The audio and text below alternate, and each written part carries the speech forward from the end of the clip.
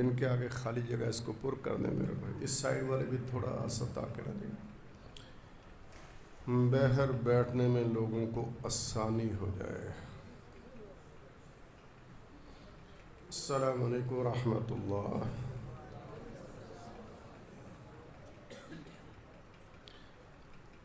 السلام علیکم ورحمۃ اللہ۔ ان الحمد للہ نحمده ونستعینه ونستغفره ونعوذ باللہ من شرور انفسنا ومن سیئات اعمالنا من يهده الله فلا مضل له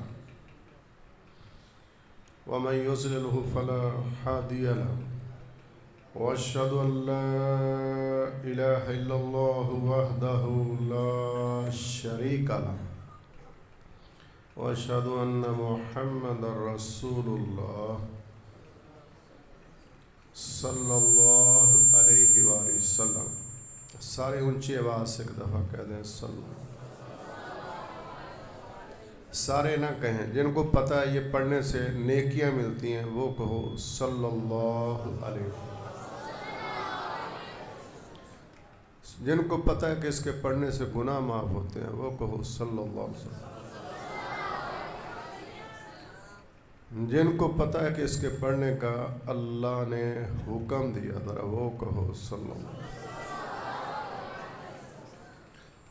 جن کو نبوت والی ہستی سے محبت ہے ذرا وہ بلند آواز سے کہہ دو صلی اللہ علیہ وسلم۔ جو چاہتے ہیں کہ اللہ ہمارے دلوں میں اس ہستی کی محبت پیدا کرے وہ کہو صلی اللہ علیہ وسلم۔ قال اللہ تعالی فی القرآن المجید والفرقان الحمید اعوذ باللہ من الشیطان الرجیم لقد کان لکم فی رسول اللہ اسوۃ حسنہ۔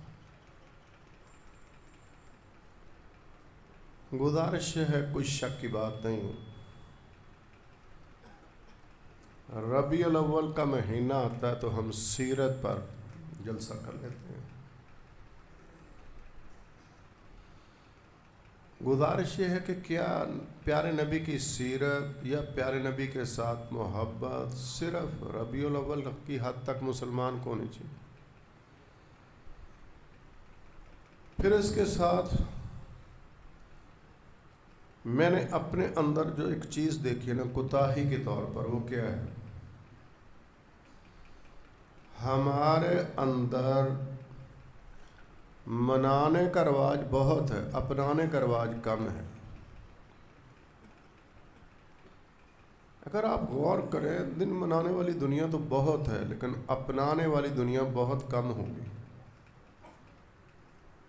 صحابہ اکرام رضوان اللہ علیہم اجمعین کی زندگی کو دیکھیں کہ وہ منایا کرتے تھے یا اپنایا کرتے تھے۔ نبوت والی ہستی، سوموار جمعرات کا آپ نے روزہ رکھا، آپ سے سوال کیا گیا کہ آپ سوموار کا روزہ کیوں رکھتے ہیں؟ آپ نے فرمایا اس دن میں پیدا ہوا اس وجہ سے روزہ رکھتا ہوں۔ جمعرات کا روزہ کیوں رکھتے ہیں؟ آپ نے جواب دیا اس دن ہر کسی کا عمل اللہ کے سامنے پیش ہوتا ہے، میں چاہتا ہوں میرا عمل اللہ کے سامنے پیش ہو تو میں روزے کی حالت میں ہوں۔ آپ دیکھیں نا، سوموار جو ہے مہینے میں کتنے بار آتا ہے یہ دن؟ سال میں آپ اندازہ کریں، جو ربیع الاول ہے یہ سال میں کتنی بار آتا ہے؟ ایک بار۔ میں اس بحث میں نہیں جانا چاہتا، میرا کہنے کا مقصد ہے آج آپ صرف اتنی بات آنے والے سیکھ لینا، صرف اتنی بات کہ یہ دیکھیے سیرت جو ہے نا میرے بھائی اپنانے کے لیے ہے۔ خالق کائنات نے مخلوقات کو پیدا کیا، مخلوقات کے اندر سب سے زیادہ شرف اللہ نے انسانیت کو دیا، اور خالق کائنات نے انسانیت میں سب سے زیادہ شرف انبیاء کو دیا۔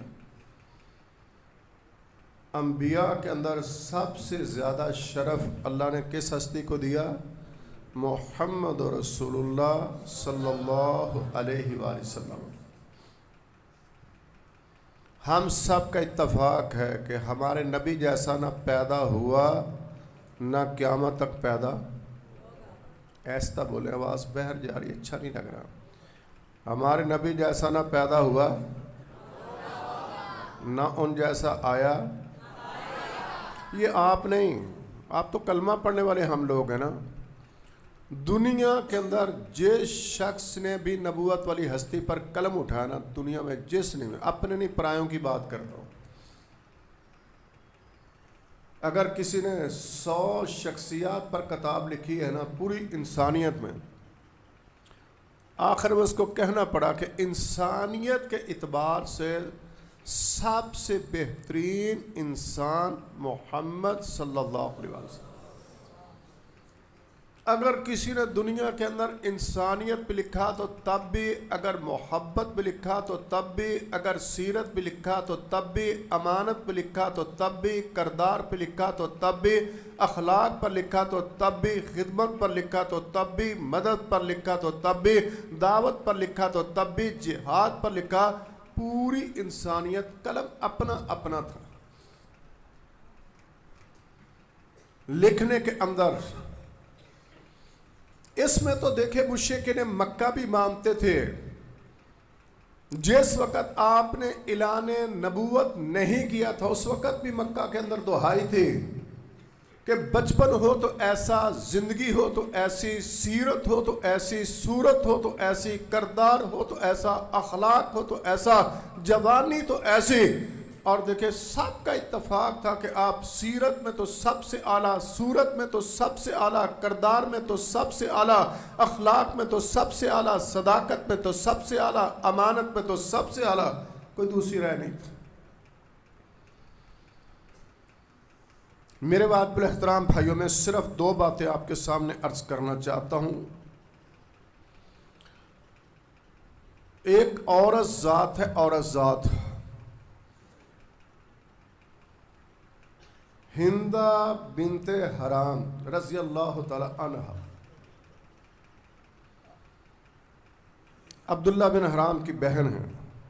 وہ لکھتی ہے، کہتی کوئی شک نہیں، لوگوں نے نبوت والی ہستی کی، کسی نے سیرت کو بیان کیا، کسی نے چہرے کو بیان کیا، کسی نے زلفوں کو بیان کیا، کسی نے اخلاق کو بیان کیا، کسی نے ان کی مسکراہٹ کو بیان کیا، کسی نے آنسوؤں کو بیان کیا، کسی نے قیام کو بیان کیا۔ اس نے کہا سارا کچھ، کوئی شک کی بات نہیں، دنیا کے اندر اس سے زیادہ انسانیت دوست کوئی ہستی نہیں تھی۔ لیکن وہ عورت ذات کہنا کیا چاہتی ہے؟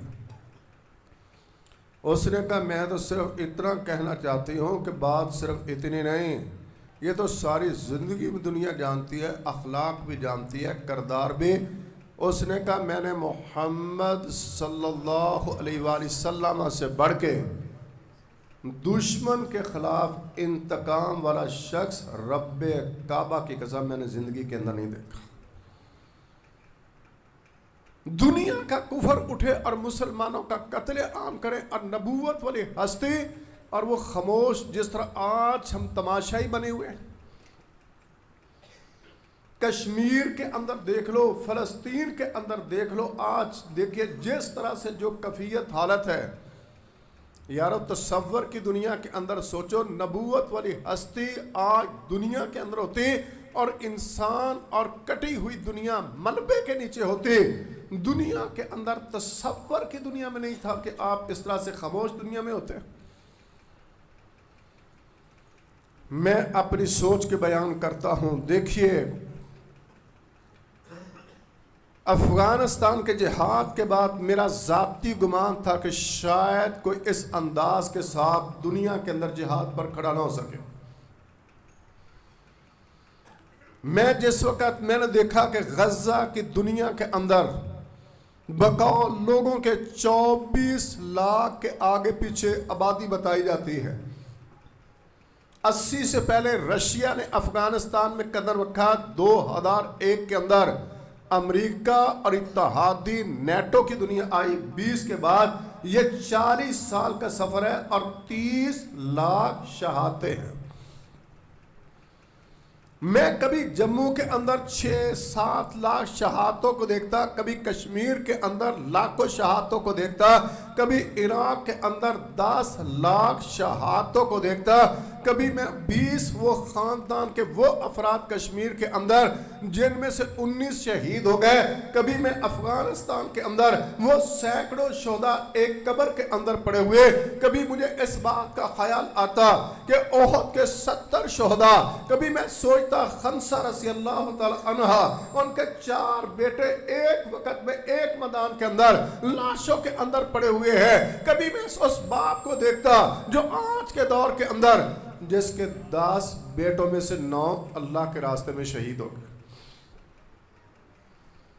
لیکن مجھے کم سے کم اندازہ نہیں تھا کہ ہماری زندگیوں کے اندر ایسا وقت بھی آئے گا، ہم عید الفطر کا دن ہوگا، عید گاہوں کے اندر ہوں گے، اسماعیل ہانیہ رحمہ اللہ اپنے بیٹوں اور پوتوں کے لاشوں کے درمیان میں کھڑا ہوگا۔ مجھے کم سے کم اس بات کا انداز نہیں تھا، میں سوچ نہیں پاتا تھا عید الاضحیٰ کا وقت آئے گا، اس کے گھر پر پھر سے حملہ کیا جائے گا، اس کی بہن اور 10 افراد کو شہید کر دیا جائے گا۔ مجھے اندازہ نہیں تھا وہ وقت آئے گا کہ پھر وہ خود بھی شہادت پائے گا۔ میں کبھی سوچ نہیں پاتا تھا فلسطین کی دنیا کے اندر ایسا وقت بھی آئے گا، اگر گھر کے 10 افراد تو 10 شہادتیں، اگر 20 ہے تو 20 شہادتیں، اگر 60 افراد ہیں تو 60 شہادتیں، اگر 60 سے زیادہ تو وہ پورا خاندان اللہ کے راستے میں شہید ہو جائے گا۔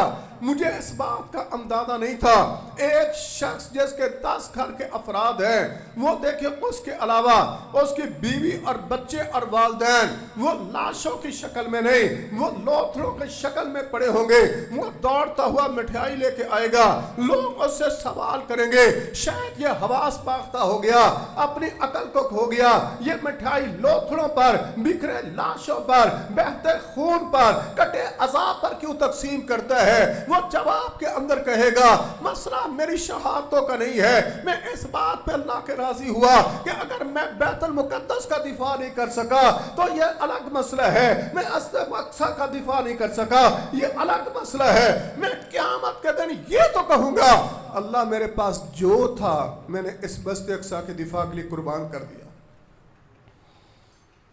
مجھے اندازہ نہیں تھا، میں شکووں کی دنیا کے اندر جینے والا، میں دنیا کے اندر کیا جانوں۔ مجھے حیرت ہوئی جس وقت میں نے اس ماں کو دیکھا کلپ کے ذریعے، جس طرح آپ نے دیکھا، کہتی اللہ تو نے مجھ سے گھر لیا، میں نے تیرا شکوہ تو نہیں کیا، میں نے تو پھر شکر کیا، میرے گھر اور بستی کو قبرستان میں تبدیل کر دی گیا، میں نے پھر تیرا شکوہ نہیں کیا، میں نے تو پھر شکر کیا ہے۔ یا اللہ میں نے اپنا شہر چھوڑ کے ہجرت کی، اللہ تو نے مجھے مال کے ساتھ، گھر کے ساتھ، اس دنیا کے ساتھ آزمایا، میں نے پھر تیرا شکوہ نہیں کیا۔ اللہ میرا بیٹا تیرے راستے میں میری آنکھوں کے سامنے شہید ہوا، میں نے اس کو اٹھا کے اپنے ہاتھ سے مٹی کے نیچے دفن کیا، میں نے تو پھر تیرا شکوہ نہیں کیا۔ یا اللہ میرا دوسرا بیٹا جیل میں چلا گیا، میں نے تو پھر تیرا شکوہ نہیں کیا۔ نہ میرا بیٹوں کا سوال، نہ میرا مال کا سوال، نہ میرا جینے کا سوال، نہ میرا دنیا کا سوال، میرا تو صرف اتنا سوال ہے کہ اللہ ہم سارا خاندان سارے کٹ جائیں لیکن یہ مسجد اقصی بیت المقدس انبیاء کی زمین بچ جائے، ہم تو صرف اس لیے دنیا کے اندر جینا بھی اس لیے اور دنیا سے جانا بھی اس لیے۔ آپ سے وہ ایک سوال صرف کرتے ہیں، زیادہ نہیں، کہ یارو صرف اتنا بتاؤ کہ یہ مسجد اقصی فلسطینیوں کا مسئلہ ہے یا امت کا مسئلہ ہے؟ یہ دیکھیں صرف ہمارا مسئلہ ہے یا کلمہ پڑھنے والوں کا مسئلہ ہے؟ آج کی مجلس میں تشریف لانے والوں، کبھی ہم نے اس بات کا سوال اپنے سے کیا ہو؟ صحابہ اکرام رضوان اللہ علیہم اجمعین، دیکھیں نبوت والی ہستی کے ساتھ آپ دیکھیں محبت کا انداز محبت کیا ہے، جنہوں نے وفد کی شکل میں آ کے کہا تھا آپ مدینہ کو چھوڑ کے مکہ کو چھوڑ کے مدینہ کے اندر تشریف لائیے، ہمارا گھر تو آپ کے لیے، اگر مال ہوگا تو آپ کے حکم پر خرچ ہوگا، اگر بیٹے کٹیں گے تو آپ کے اشارے پر، اگر جانیں نشاور ہوگی تو اس دین اور آپ کی سیرت اور صورت کے دفاع پر، صرف کہنے کی حد تک نہیں۔ اللہ کے رسول صلی اللہ علیہ وسلم نے مکہ کو چھوڑ دیا، آپ ہجرت کر کے سفر کو جاری رکھا، یہاں تک کہ آپ مدینہ کی طرف جا رہے تھے، لوگ روز کی بنیاد پر نکلتے نبوت والی ہستی کا استقبال کرنے کے لیے۔ ایک دن وہ پلٹ کے اپنے گھروں میں چلے گئے، ایک یہودی کسی کام کی غرض پر وہ پہاڑ کی چوٹی پر چڑھا، اس نے سفید لباس میں آتے لوگوں کو دیکھا، اس کے دل نے کہا یہ آنے والی صورتیں یقیناً کون ہوگا؟ مسلمانوں کا نبی ہوگا۔ اس نے دہائی دی، اس نے کہا کلمہ پڑھنے والوں، جس کا تم انتظار تھا وہ نبی آ رہا ہے۔ نبی مسلمانوں کا ہے اور دہائی کون دے رہا ہے؟ یہودی۔ ان کو پتا تھا کہ یہ مسلمان اپنے نبی کے ساتھ بہت زیادہ محبت کرتے، اس کو اندازہ تھا اس بات کا۔ اللہ اکبر۔ صحابہ اکرام رضوان اللہ علیہم اہل مدینہ آنا استقبال کے لیے اپنے گھروں کی طرف دوڑ پڑے، پتہ ہے اس راستے پر جمع ہونا ہے۔ عجیب اتفاق ہے، بڑا یا چھوٹا، جوان یا بوڑھا، ہر گھر سے ہر شخص نے اپنے ہاتھ کے اندر اپنا ہتھیار اٹھایا۔ کسی کے ہاتھ میں نیزہ ہے، کسی کے تلوار ہے، کسی کے تیر ہے، اور اٹھانے کے ساتھ تیزی سے گلیوں کے اندر دوڑتے آ رہے ہیں۔ ہاتھ کے اندر تلوار ہے اور زبان پر نعرہ ہے اللہ اکبر۔ کیا نعرہ ہے؟ سارے نہ لگائیں، جو چاہتے ہیں یہ دنیا میں نعرہ بلند ہو ذرا کہو اللہ اکبر۔ اس طرح کہنا تو نہ کہیں، یہ تکلف سے نکلیں ذرا۔ جو چاہتے ہیں یا بلکہ جن کا ایمان ہے اسی نعرے نے دنیا میں بلند ہونا، وہ کہو ذرا اللہ اکبر۔ جو چاہتے کہ اللہ ہم سے یہ کام لے، لا الہ الا اللہ اور اللہ اکبر، ذرا وہ کہو اللہ اکبر۔ جن کا ایمان ہے ہمارا جینا اور مرنا اسی لا الہ الا اللہ اور اللہ اکبر کے لیے، وہ کہو اللہ اکبر۔ جن کو اس کا معنی آتا ہے اللہ سب سے بڑا، وہ کہو اللہ اکبر۔ جن کو اس بات کا علم ہے کہ بندہ جب یہ کہتا ہے اللہ عرش پہ خوش ہوتا ہے، جو اپنے اللہ کو خوش کرنا چاہتے ذرا وہ کہو اللہ اکبر۔ نبوت والی ہستی نے فرمایا احب الکلام الی اللہ سبحان اللہ الحمدللہ لا الہ الا اللہ اللہ اکبر، ذرا وہ کہو سبحان اللہ الحمدللہ لا الہ الا اللہ اللہ اکبر۔ جن کو اس بات کا پتہ ہے کہ یہ کہنے سے اللہ جنت کے اندر پودا لگاتا ہے، جو چاہتا ہے میری طرف سے بھی جنت میں پودا لگے، ذرا وہ کہو اللہ اکبر۔ جن کو پتہ ہے صلیب پٹ گئی اور دنیا میں یہی غالب آنا، وہ کہو اللہ اکبر۔ جن کا ایمان ہے یہودیت نے برباد ہونا ہے، فلسطین نے آزاد ہونا، وہ کہو اللہ اکبر۔